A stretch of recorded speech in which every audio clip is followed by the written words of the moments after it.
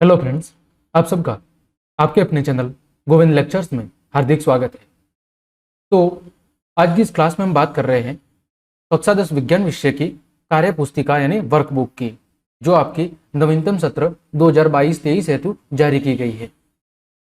तो इस वर्कबुक की सॉल्यूशन की क्लास में आज हम बात कर रहे हैं आपके विज्ञान विषय के अध्याय 1 रासायनिक अभिक्रिया एवं समीकरण के जो कार्य पुस्तिका में जो कार्य पत्रक 1, 2 और 3 दिए गए हैं, जो कि आपके अध्याय 1 से संबंधित है, उनको हम सॉल्व करेंगे। तो बस आपसे छोटी सी रिक्वेस्ट है कि चैनल पर आप यूं ही बने रहे, आप सबका प्यार रोशन है यूं ही आता रहे। तो ज़्यादा से ज़्यादा अपने मित्रों को शेयर करें, और अगर आपने अभी तक चैनल को सब्सक्राइब नहीं किया है तो कृपया करके चैनल को सब्सक्राइब कर ले और बेल आइकन को जरूर दबाएं। तो चलिए हम शुरू करते हैं। बात कर रहे हैं हम कक्षा 10 विज्ञान विषय के अध्याय 1 रासायनिक अभिक्रिया एवं समीकरण के कार्य पत्रक 1 की। तो देखें, पहला प्रश्न आपके सामने लिखा गया है, रासायनिक समीकरण की परिभाषा लिखिए कि रासायनिक समीकरण कहते किसे हैं। तो देखें, जैसे मैंने यहाँ पर कोई एक रासायनिक अभिक्रिया लिख रहा हूं, रासायनिक अभिक्रिया में लिख रहा हूं हाइड्रोजन प्लस ऑक्सीजन, और इन दोनों के बीच में जब अभिक्रिया होती है तो क्या बनता है? जल बनता है। ये क्या है? ये है रासायनिक अभिक्रिया। क्या है? रासायनिक अभिक्रिया। अब इस रासायनिक अभिक्रिया में दो चीजें हैं। क्या क्या है? दो चीजें हैं। कौन कौन सी? ये है अभिकारक। क्या है? अभिकारक। अभिकारक वे पदार्थ होते हैं जो अभिक्रिया में भाग लेते हैं। और ये है आपका उत्पाद। क्या है? उत्पाद। उत्पाद क्या होते हैं? वे पदार्थ जो अभिक्रिया के परिणाम स्वरूप निर्मित होते हैं। यानी जब दो पदार्थों के बीच में या दो से अधिक पदार्थों के बीच में अभिक्रिया होगी तो उससे बनने वाली जो नई चीज है वो क्या कहलाएगी? उत्पाद कहलाएगी। जैसे यहाँ पर हाइड्रोजन और ऑक्सीजन ये अभिकारक है, इनके बीच में अभिक्रिया हो रही है और इनके मिलने से क्या बन रहा है? जल बन रहा है। तो जल क्या है? उत्पाद है। तो जब इस रासायनिक अभिक्रिया में मौजूद जो अभिकारक है और जो उत्पाद है, उन अभिकारकों और उत्पादों को जब हम संकेतों और सूत्रों की मदद से किसमें लिख लेते हैं? संक्षिप्त रूप में लिख लेते हैं, तो उसे कहते हैं रासायनिक समीकरण। क्या कहते हैं? रासायनिक समीकरण। मतलब हाइड्रोजन को अगर मैं लिख दूं H2, ये गैस है, फिर ऑक्सीजन को लिख दूं O2, ये भी गैस है, और इन दोनों के मिलने से क्या बन रहा है? जल बन रहा है, और ये क्या है? लिक्विड है। तो ये क्या होगी? ये होगी आपका रासायनिक समीकरण। क्या हो गया? रासायनिक समीकरण। हमने क्या किया कि जो रासायनिक अभिक्रिया में अभिकारक और उत्पाद थे उनको उनके संकेतों और प्रतीकों की सहायता से क्या कर दिया? दर्शा दिया। तो जो रासायनिक अभिक्रिया एक बड़ी थी उसका एक संक्षिप्त रूप बन गया, वो कहलाता है रासायनिक समीकरण। अब रासायनिक समीकरण में अभिकारकों के संकेत और सूत्र बराबर या तीर के चिन्ह के बाईं ओर होते हैं। आपको क्या ध्यान रखना है? ये तीर का निशान है, तो जो अभिकारकों के सूत्र होंगे या जो अभिकारक होंगे वो हमेशा इस तीर से कौन सी दिशा में होंगे? बाईं ओर।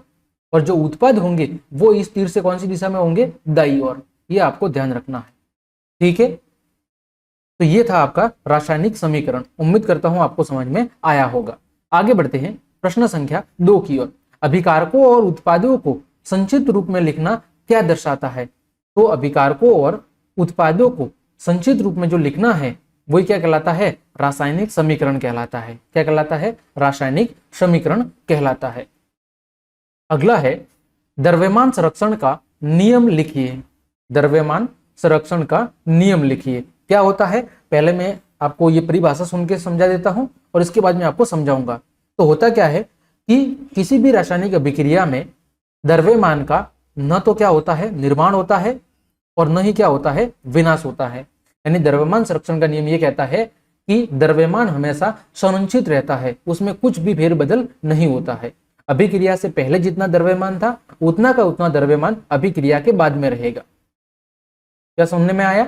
अभिक्रिया से पहले अभिकारकों का जितना कुल द्रव्यमान था उतना का उतना द्रव्यमान अभिक्रिया के बाद उत्पादों का भी होगा। यानी अभिकारकों का द्रव्यमान बराबर उत्पादों का कुल द्रव्यमान। देखो, इस बात को मैं समझाता हूं। जैसे कोई अभिक्रिया है A+B और इनके मिलने से बन रहा है AB, तो यहां पर A+B क्या है? ये आपके अभिकारक है, और ये AB क्या है? ये आपका उत्पाद है। क्या है? उत्पाद है। समझ लीजिए ए का द्रव्यमान था 5 किलो, बी का द्रव्यमान था 5 किलो, तो इन दोनों के मिलने से कुल द्रव्यमान कितना होना चाहिए? 10 किलो। यही कहता है द्रव्यमान संरक्षण का नियम कि अभिकारकों का कुल द्रव्यमान बराबर उत्पादों का कुल द्रव्यमान। अभिकारकों का कुल द्रव्यमान बराबर उत्पादों का कुल द्रव्यमान, बराबर उत्पादों का कुल द्रव्यमान, उत्पादों का कुल द्रव्यमान। अभिकारकों का कुल द्रव्यमान कितना था? 5 + 5। उत्पाद का कुल द्रव्यमान कितना है? 10। तो 10 बराबर 10। मतलब क्या हुआ कि जितना द्रव्यमान अभिक्रिया से पहले था उतना का उतना द्रव्यमान अभिक्रिया के बाद में भी होना चाहिए। यह कहता है द्रव्यमान संरक्षण का नियम। उम्मीद करता हूं आपको यह बात समझ में आई होगी। ठीक है, आगे बढ़ते हैं। अगला प्रश्न है, रासायनिक समीकरण को संतुलित करने के लिए किस विधि का उपयोग किया जाता है? तो उस विधि का नाम है हीट एंड ट्रायल विधि। कौन सी विधि? हीट एंड ट्रायल विधि। आगे बढ़ते हैं। बुझे हुए चूने का नाम और रासायनिक सूत्र बताइए। तो बुझे हुए चूने का जो रासायनिक नाम है वो है कैल्शियम हाइड्रोक्साइड। क्या है? कैल्शियम हाइड्रोक्साइड इसका रासायनिक नाम है। और सूत्र क्या है? सूत्र है CaOH2। क्या है? सूत्र है CaOH2। किसका? बुझे हुए चूने का। इसका उपयोग कहाँ किया जाता है? तो इसका उपयोग इमारतों में गारा, प्लास्टर और सीमेंट के लिए किया जाता है। इमारतों में किया जाने वाला गारा जो लेप किया जाता है, जो प्लास्टर किया जाता है या जो सीमेंट किया जाता है, उसमें किसका उपयोग किया जाता है? बुझे हुए चूने का उपयोग किया जाता है। उम्मीद करता हूं आपको प्रश्न अच्छे से समझ में आया होगा। आगे बढ़ते हैं। अगला प्रश्न है, निम्न समीकरण कौन सी अभिक्रिया का प्रकार है? तो देखो यहां पर अभिक्रिया है CuSO4 + Zn। इसकी अभिक्रिया से बन रहा है ZnSO4 + Cu।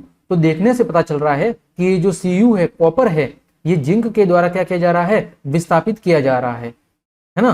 क्योंकि जो जिंक है वो कॉपर की तुलना में अधिक अभिक्रियाशील है। इस कारण ये कॉपर को क्या करेगा? उसके सल्फेट आयन से विस्थापित कर देगा, यानी हटा देगा। तो ये अभिक्रिया कौन सी अभिक्रिया है? विस्थापन अभिक्रिया है। यह आपका कार्यपत्रक 1 था। आगे बढ़ते हैं कार्यपत्रक 2 की ओर। देखें कार्यपत्रक 2 का पहला प्रश्न है, संगमरमर का रासायनिक सूत्र क्या है? तो संगमरमर का जो रासायनिक नाम है वो है कैल्शियम कार्बोनेट। क्या है? Calcium carbonate. और सूत्र है CaCO3। क्या है? CaCO3।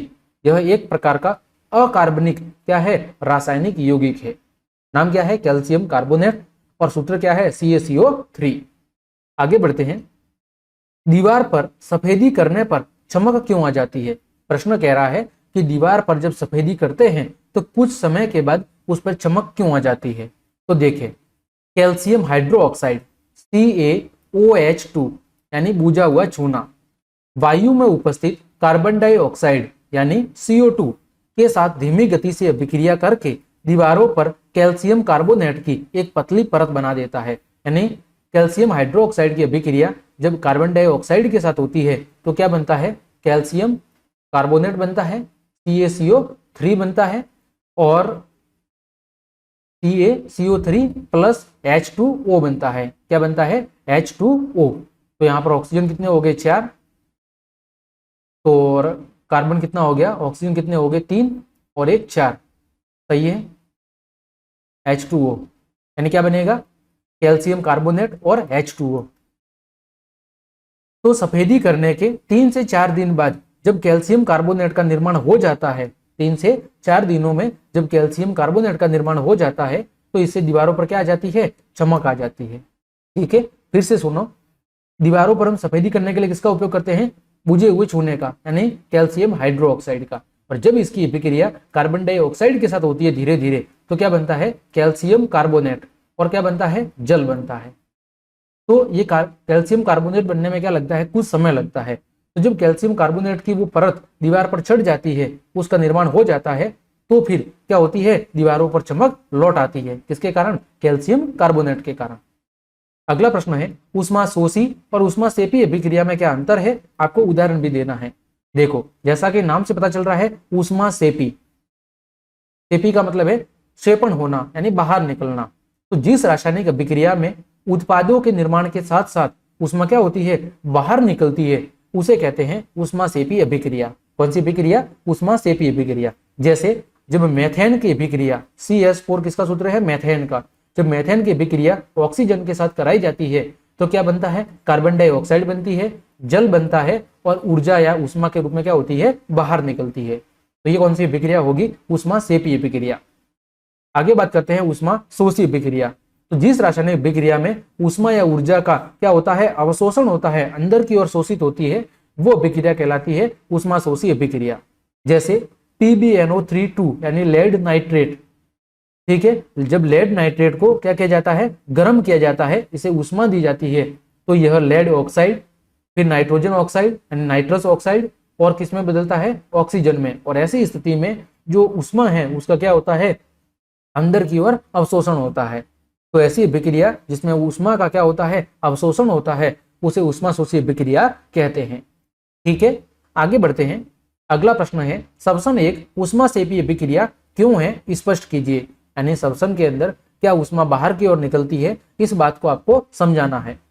तो श्वसन को ऊष्माक्षेपी अभिक्रिया दो कारणों से कहा जा सकता है। कितने कारणों से, दो कारणों से। पहला कारण है क्योंकि जो ग्लूकोज होता है, ग्लूकोज का सूत्र क्या होता है, C6H12O6, ये किसका सूत्र होता है, ग्लूकोज का।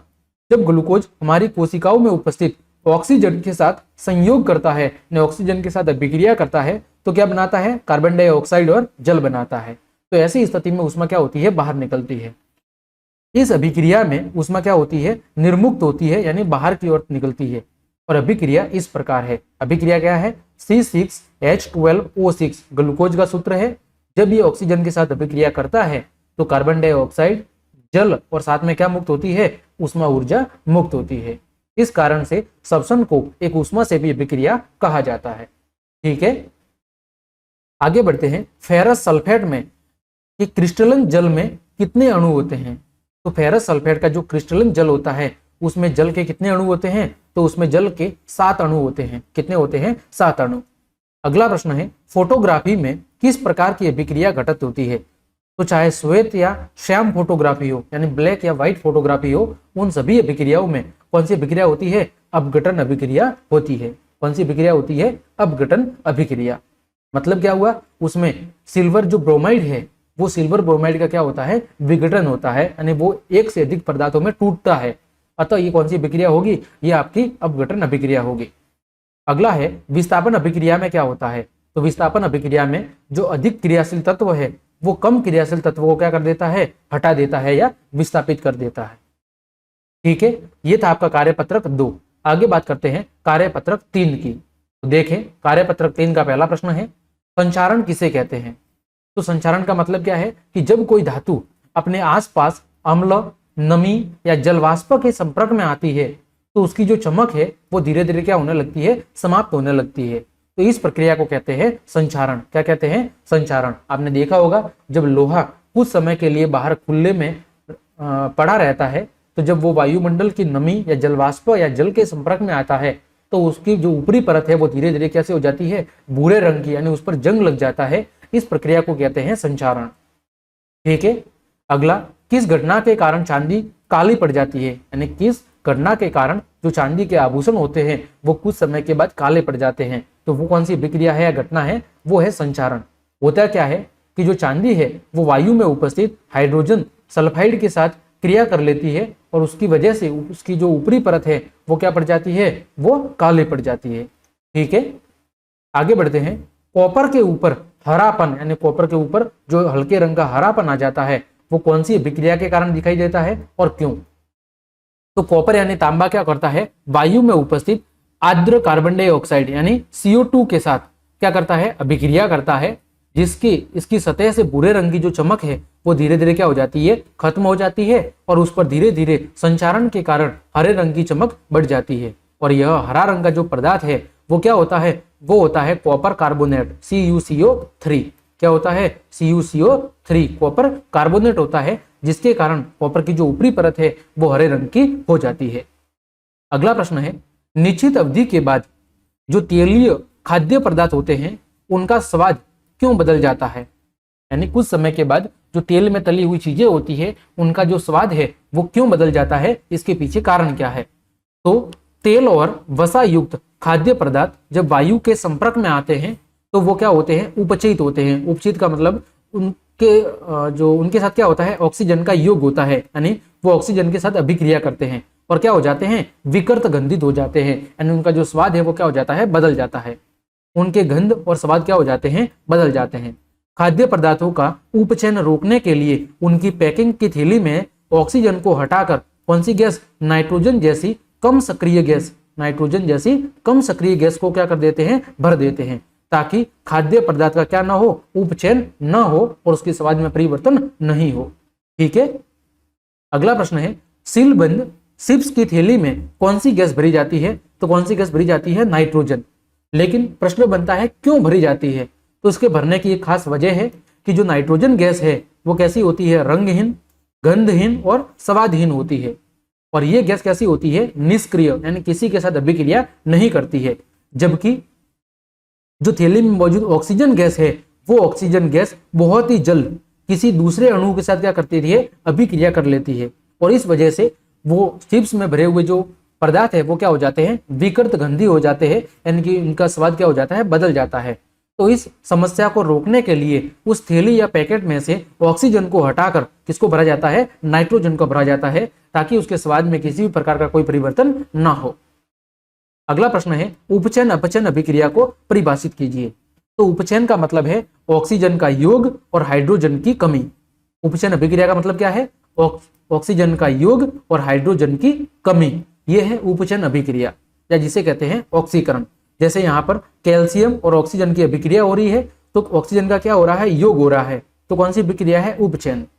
आगे दूसरी अभिक्रिया है अपचयन। अपचयन मतलब जब ऑक्सीजन की कमी और हाइड्रोजन का योग हो, जब ऑक्सीजन का ह्रास हो और हाइड्रोजन का क्या हो, योग हो, तो कहेंगे उसे अपचयन अभिक्रिया या अवकरण अभिक्रिया।